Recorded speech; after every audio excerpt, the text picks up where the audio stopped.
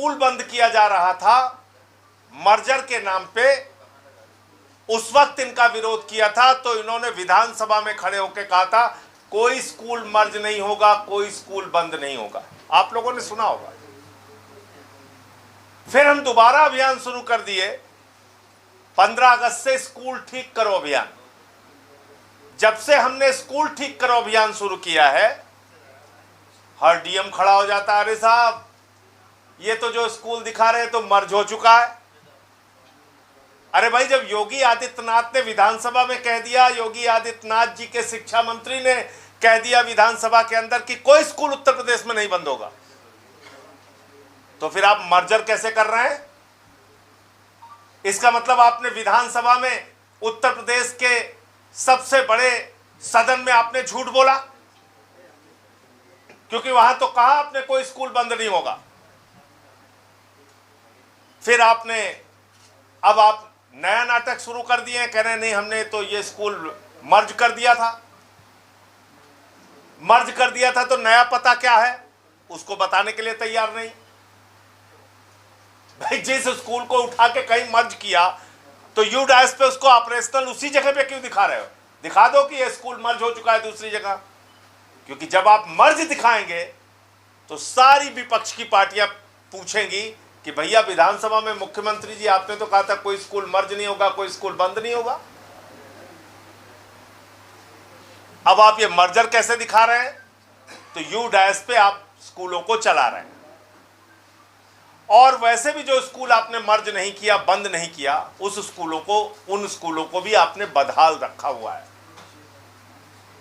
और मुझे खुशी है, प्रसन्नता है इस बात की कि आम आदमी पार्टी के स्कूल ठीक करो अभियान के बाद आज उत्तर प्रदेश की सरकार जागी है और उन्होंने कहा 604 करोड़ रुपए बेसिक स्कूलों को ठीक करने के लिए हम खर्च करेंगे।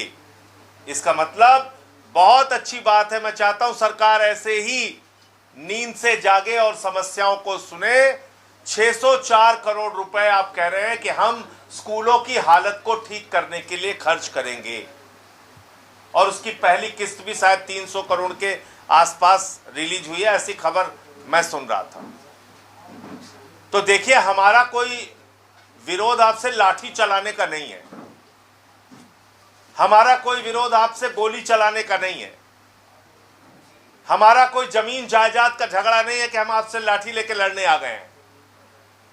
अगर आपने 604 करोड़ रुपए स्कूलों को ठीक करने के लिए खर्च करने का मन बनाया है, घोषणा की है, तो आपकी सिर्फ हवाई घोषणा पे हम यकीन नहीं करेंगे। हम 1 महीने तक अपने आंदोलन का स्वरूप बदल रहे हैं। अब हम 1 महीने तक अपने जिलाध्यक्षों से, अपने कार्यकर्ताओं से, अपने पार्टी के नेताओं से अपील कर रहे हैं कि आप अपने जिले, अपने इलाके के बदहाल स्कूलों के बारे में बेसिक शिक्षा अधिकारी और मुख्यमंत्री कार्यालय को सूचना दीजिए, लिखित सूचना दीजिए कि स्कूल बदहाल है, इसको ठीक किया जाए। और उसमें 600 करोड़ लग रहा है या 6000 करोड़ रुपए लग रहा है, उससे हमें मतलब नहीं, आपको स्कूल ठीक करना ही होगा। तो उसकी धनराशि आपको बढ़ाना हो तो बढ़ाइए, लेकिन अब आम आदमी पार्टी उत्तर प्रदेश के सभी जिलों में यह अभियान चलाएगी कि जितने भी स्कूल बेकार हैं, जर्जर हैं, टॉयलेट का इंतजाम नहीं है, बच्चों के लिए मिड डे मील में खाना अच्छा नहीं मिलता, डेस्क बेंच का इंतजाम नहीं है, जहां पर बाउंड्री नहीं है, उन स्कूलों को ठीक कराने के लिए बीएसए को, शिक्षा निदेशक को और उत्तर प्रदेश के मुख्यमंत्री को लिखित रूप से उसकी सूचना और कार्रवाई की अपील करेगी। सूचना देगी और कार्रवाई की अपील करेगी। आप निर्माण कार्य शुरू कीजिए, और अगर 1 महीने कार्य शुरू नहीं हुआ तो 1 महीने के बाद फिर से हम लोग स्कूलों में जा के वीडियो बनाएंगे, स्कूलों में जा के वीडियो बनाएंगे, स्कूलों की सच्चाई को दिखाएंगे, स्कूलों की बदहाली को दिखाएंगे और आपसे सवाल पूछेंगे। इस बीच आपकी जानकारी के लिए बता दूं कि हमारे कई साथियों पे मुकदमा कर दिया गया। इमरान लतीफ जी पे मुकदमा कर दिया गया। इमरान लतीफ पे जिस वीडियो को बनाने के अपराध में मुकदमा किया गया है, पहली बात तो वो वीडियो उन्होंने तब बनाया था जब स्कूल की छुट्टी हो चुकी थी। स्कूल की छुट्टी होने के बाद उन्होंने ये वीडियो बनाया था। जैसा कि आप जानते हैं, मैंने कहा और इनके ऊपर एफआईआर कर दी गई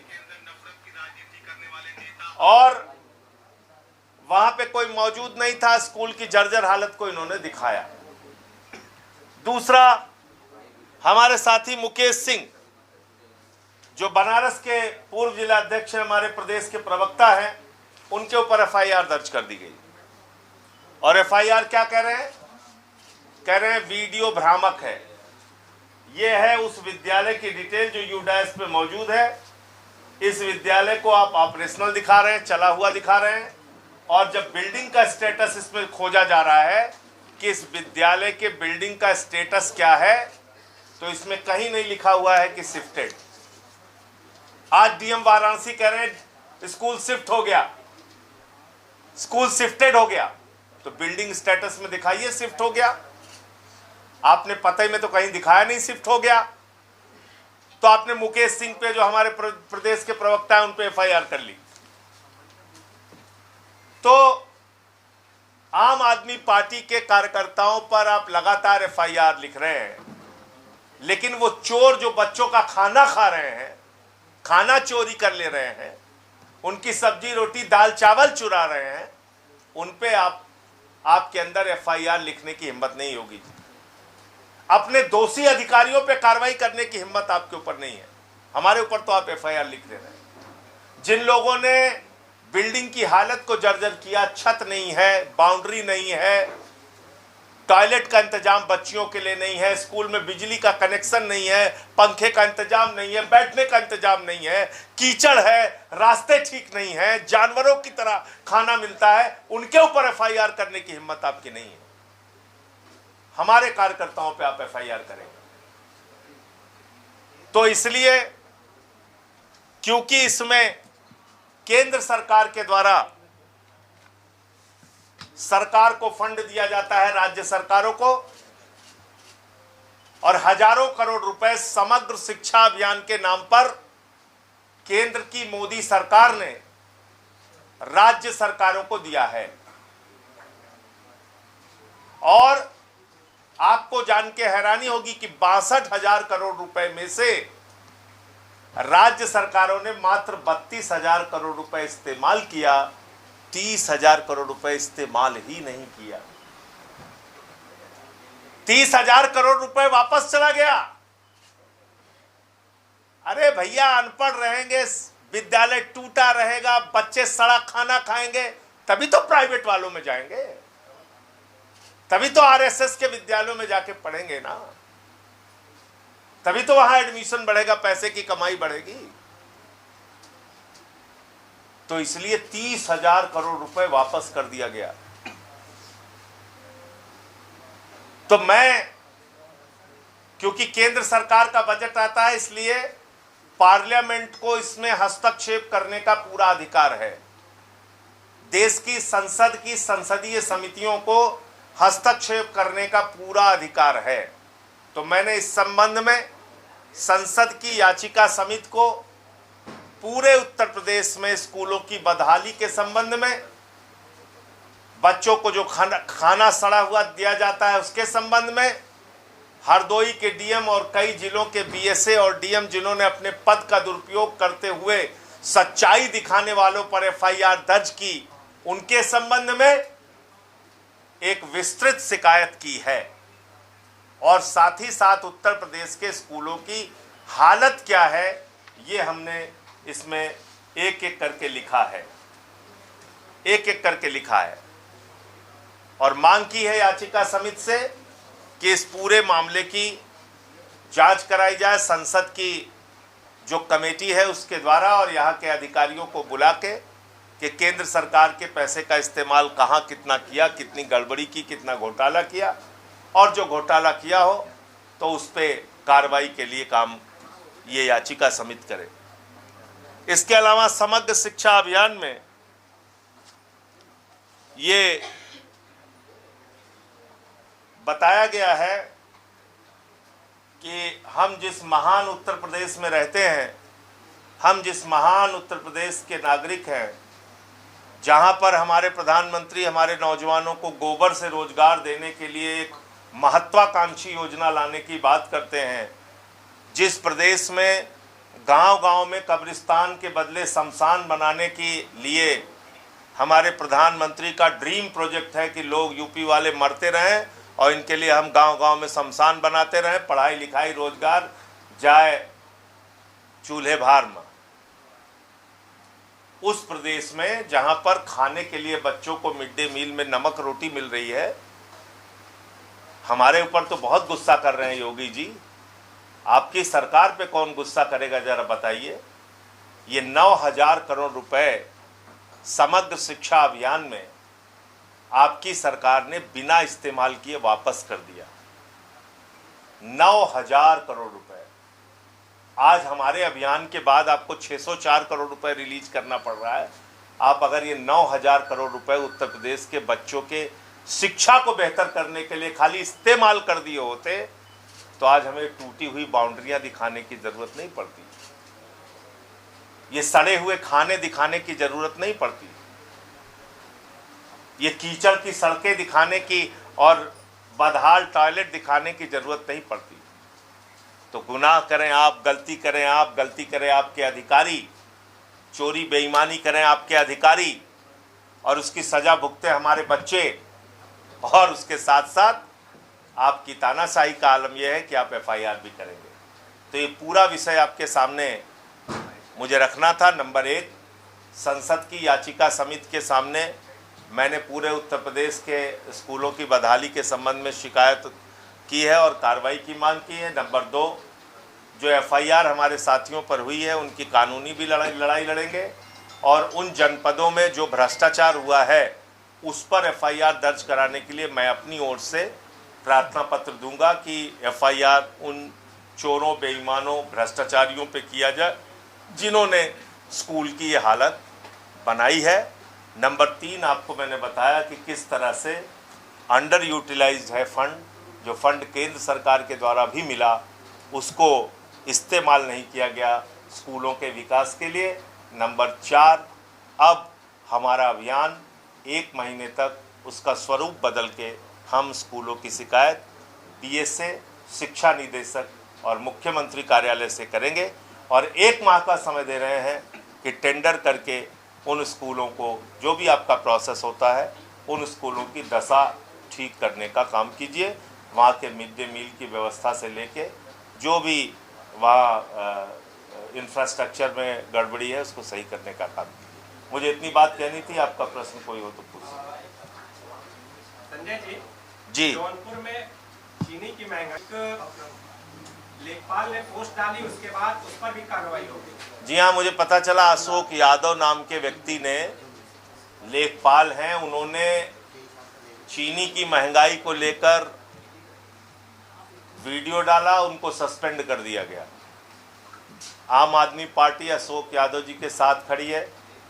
और दूसरी बात मैं ये कहना चाहता हूँ, सरकार की चमचागिरी में अधिकारियों को इस प्रकार से अपने नैतिकता के मूल्यों को गिराना नहीं चाहिए। ये तो सरकारें आती जाती रहती है और सरकारों को हम चुनते हैं, हम ही बनाते हैं, हम ही बिगाड़ते हैं, यानी कि इस देश की जनता। तो अगर एक लेखपाल ने महंगाई से पीड़ित होकर जन भावनाओं को वीडियो बनाकर सामने लाने का प्रयास किया, तो ऐसी क्या आपको दिक्कत है भाई कि आपने उसको सस्पेंड कर दिया? ये तो चमचागिरी की पराकाष्ठा है। लेकिन मैं यही कहूँगा। 1 लाख नौकरियां देने की बात कह रहे हैं मुख्यमंत्री। भैया कई करोड़ से 1 लाख कब पहुंच गए? नहीं, वो जो नौकरियां मिलेंगी वो गोबर से मिलेंगी कि कंडी से मिलेंगी, कैसे मिलेंगी, कि गौमूत्र से मिलेंगी? उसका कुछ हमें बताया जाए ना, क्योंकि मोदी जी तो कह के गए थे गोबर से रोजगार मिलेगा यूपी वालों तुमको। तुमको गोबर से रोजगार मिलेगा, अडानी को माला माल मिलेगा। तो मोदी जी बता के गए थे। फिर उन्होंने एक बात ये भी बोला था कि हमको गांव-गांव में पूरा दिन रात मेहनत करके शमशान बनाना है कि यूपी वाले जल्दी जल्दी मरें और जाए शमशान में फूका जाए। इनका एक जने सांसदों कहा थे कि जब धाए धाए धाए धाए फूका जाए तो मजा आई। तो जिस सरकार की प्राथमिकता जो है वो शमशान बनाने की होगी, उससे आप क्या उम्मीद कर सकते हैं। अब तो 3 महीना रह गया, 3 महीना में कौन सा 1 लाख रोजगार कहाँ दे देंगे मुझे तो नहीं मालूम है। टीचर्स की भर्ती इन्होंने निकाला नहीं, 2 लाख से ज़्यादा पद खाली थे और उसको भरने की बात इन्होंने कही थी, क्या हो गया उसका। तो इन बातों का कोई मतलब नहीं है। आरक्षण को लेकर आपकी क्या राय है संजय जी? आरक्षण को लेकर पहले दिन से बिल्कुल स्पष्ट राय है, ना इधर ना उधर। भारतीय जनता पार्टी देश के संविधान और आरक्षण के लिए सबसे बड़ा खतरा है, नंबर 1। और नंबर 2, ये जो आंदोलन चलाया जा रहा है आरक्षण के विरोध में, ये उन नौजवानों और उन लोगों का आंदोलन नहीं है जो जंतर मंतर पे हैं।